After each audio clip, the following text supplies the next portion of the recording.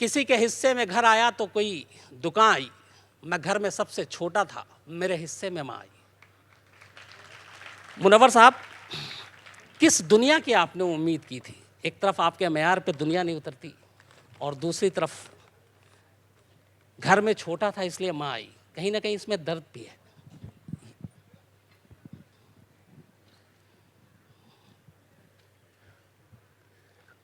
असल में आज तक में जो शोबा आप देखते हैं डिपार्टमेंट, वो है क्राइम वाला।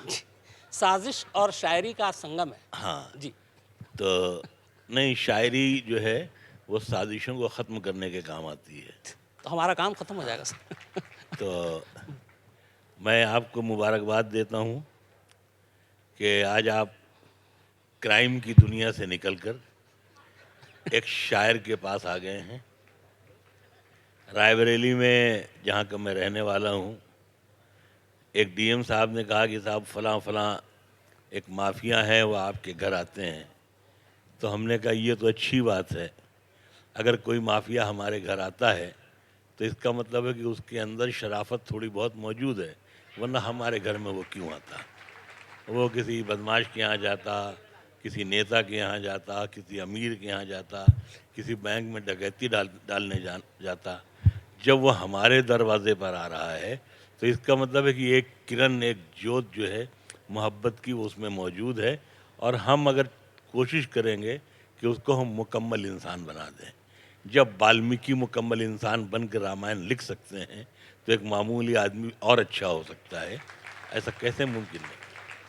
एक सवाल जो जाहिर सी बात, और ख़ासतौर पे सवाल तो मैं नहीं कहूँगा, चूँकि आपकी जो पहचान है एक शायरी और आपने पूरी ज़िंदगी तमाम चीज़ों पे लिखी, लेकिन आपके साथ जो एक रिश्ता जुड़ा है वो माँ का।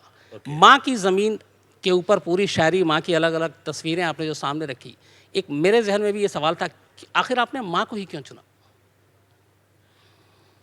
हाँ, ये बड़ा दिलचस्प सवाल है। मैंने मुख्तलिफ़ मौक़ों पर इसका जवाब भी दिया, और आज इतने बहुत से नौजवान बैठे हुए हैं, और नौजवानी नहीं, हमारे दोस्त शकील भाई भी बैठे हुए हैं, शाहनवाज साहब हमारे पुराने कदरदानों में हैं।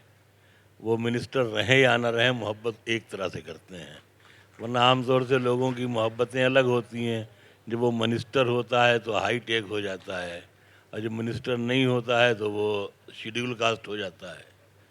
तो ये है कि तो सब लोग बैठे हुए हैं।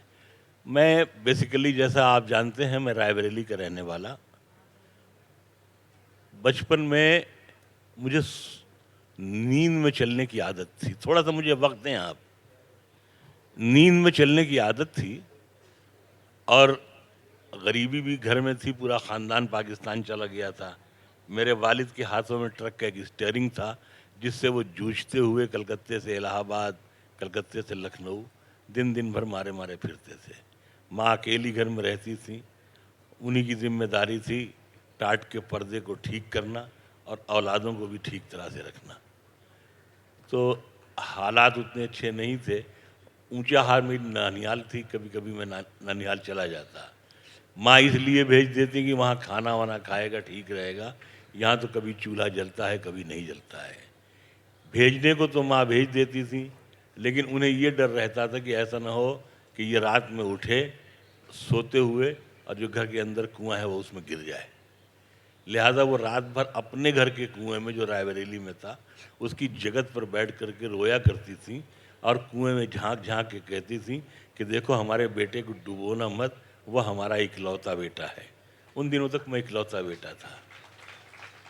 तो मुझे नहीं मालूम कि, या वो ये जानती थी शायद कि पानी से पानी का रिश्ता होता होगा।